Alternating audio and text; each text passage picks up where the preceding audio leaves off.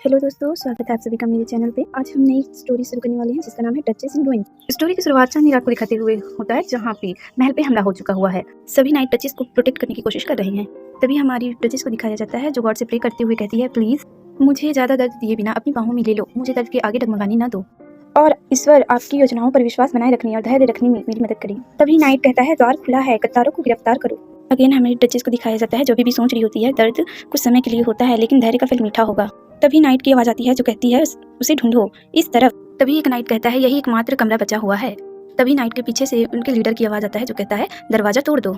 जैसे ही दरवाजा टूटता है डचेस अपनी आंखें खोलते हुए देखती है। डचेस चेयर पे बैठी हुई सबको देखने लगती है। डचेस की खूबसूरती देखकर एक नाइट कहता है हंसते हुए, अरे वाह, अफवाहें तो सच निकली, वह वाकई बेहद खूबसूरत है। तभी दूसरा नाइट कहता है, तो इस सारी गड़बड़ी के बीच भी आप अभी भी डचेस हैं, क्या यही बात है? तभी नाइटों का लीडर कहता है, डचेस नोबेल लैंकेस्टर। तभी डचेस मासूमियत से नाइट के लीडर से कहते हैं, क्या तुम मुझे यहीं फांसी देने वाली हो? दोस्तों, मैं आप सभी को बता दूं, हमारी नाइट्स के लीडर का नाम लास्लो है, जो कि हमारी इस स्टोरी के मेन कैरेक्टर भी है। लीडर अपनी तलवार को घुमाते हुए डचेस की गर्दन पर रखकर कहता है, नहीं, एम्परर के आदेश है कि मैं तुम्हें जीवित ही बंदी बना लूं। डचेस लीडर की बात सुनकर सोचती है, आखिर सब कुछ गलत कब शुरू हुआ? इस पुरानी कुर्सी पर बैठकर मैं अपनी जिम्मेदारी स्वीकार करती हूँ। मैंने एक कुलीन व्यक्ति के समान और गौरव पर विचार किया। मैंने मुक्तापूर्ण ढंग से इतनी छोटी छोटी बातों के लिए सब कुछ सहन किया, लेकिन मैं अपनी इच्छा से मर भी नहीं सकती। The perfect lady Adele Lancaster. तभी हमें बताया जाता है, उन्हें डचेस ऑफ लैंकास्टर बने हुए ज्यादा समय नहीं हुआ है, यह एडल कन्यन है। तभी लोग बातें कर रहे होते हैं, मैंने सुना है कि उसकी सगाई ड्यूक लैंकास्टर से हो गई है।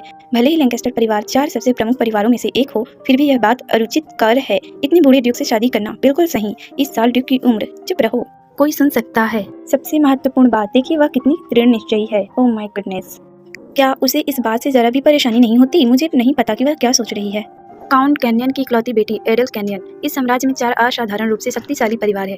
एडल को इन्हीं परिवारों में से किसी एक में शादी करने के लिए पाला पोसा और तैयार किया गया था। अंततः उसने अपना उद्देश्य पूरा कर लिया और इस तरह वह बूढ़े ड्यूक की पत्नी के रूप में 1 साल और 8 महीने तक रही। किसने सोचा होगा कि यह आदर्श महिला 2 परिवारों को एक साथ लाने का महज एक साधन मात्र थी और ड्यूक की साम्राज्य से स्वतंत्रता घोषित करने की राजद्रोही योजना के कारण क्या वह एक गद्दार की पत्नी बनेगी? तभी हमारी डचेस को एम्परर के सामने बैठे हुए दिखाया जाता है, जहाँ पे एम्परर कह रहा होता है, अंततः इस युद्ध की सबसे बड़ी लूट। ड्यूक लैंकास्टर की दूसरी पत्नी एडल लैंकास्टर।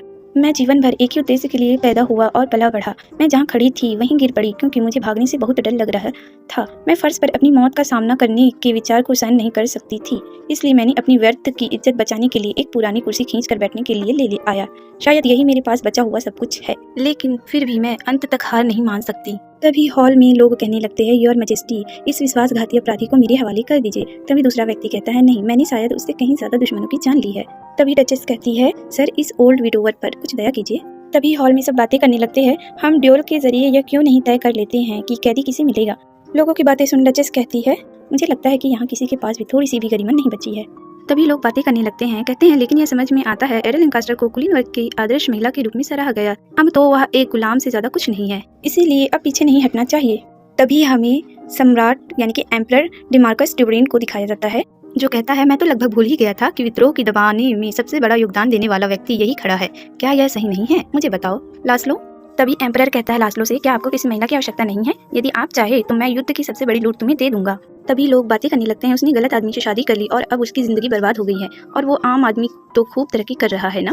उन्हें काउंट बना दिया गया है और अब ये मैजेस्टी सभी लोगों में से उसे ही युद्ध की सबसे बड़ी लूट का हिस्सा क्यों देना चाहते हैं? जहाँ तक मुझे याद है वह एक भाड़े का सैनिक हुआ करता था, लेकिन फिर भी अब इसका मुझसे क्या लेना देना है? इस समय वह मेरे लिए किसी भी अन्य शूरवीरों से अलग नहीं है।